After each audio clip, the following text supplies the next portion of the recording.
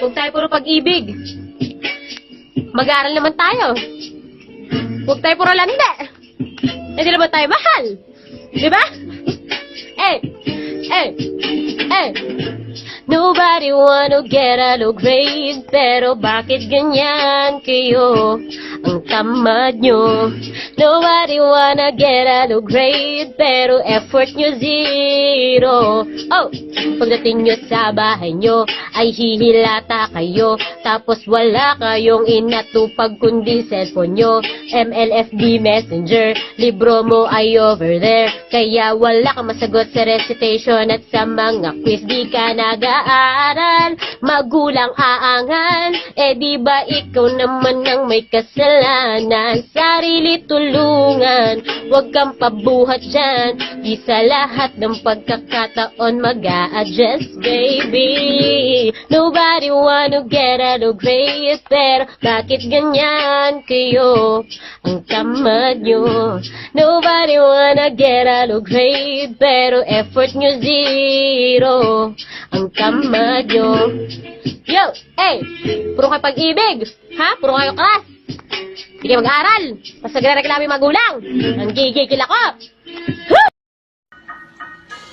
Kung hindi mo din ako ipapasa, pwede bang sa room wag mo na akong papuntahin?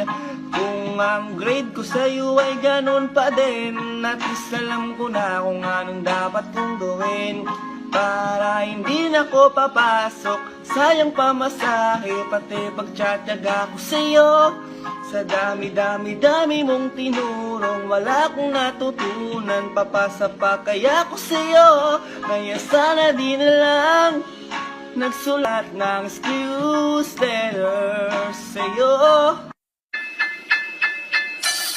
Kung sa subject ko'y gusto mong pumasa, mag-effort ka naman at ikaw ay may mapala. Kung sistema mo ay tamad pa din, at least alam ko na kung anong dapat kong gawin para hindi ka na babiyahe. Sayang pamasahe, pati di nagastos sa'yo. Dami mong reklamo, akala mo nag-effort, babagsak ka lang pala sa subject ko. Naku, ginigigil mo na naman ako.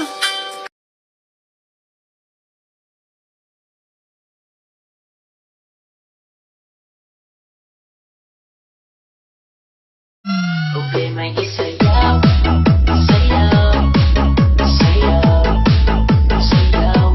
Okay, may isayaw, sayaw, sayaw, sayaw.